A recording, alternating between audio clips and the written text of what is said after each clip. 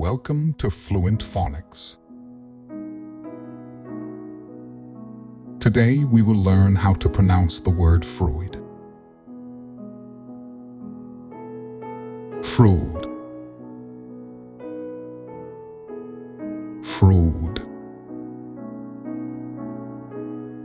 Freud.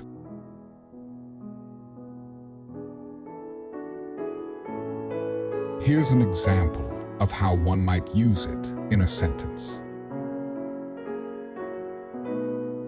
When studying psychology, it is important to understand Freud's theories on unconscious thoughts and childhood development. Freud refers to Sigmund Freud, a renowned Austrian neurologist and founder of psychoanalysis, known for his groundbreaking work on the unconscious mind.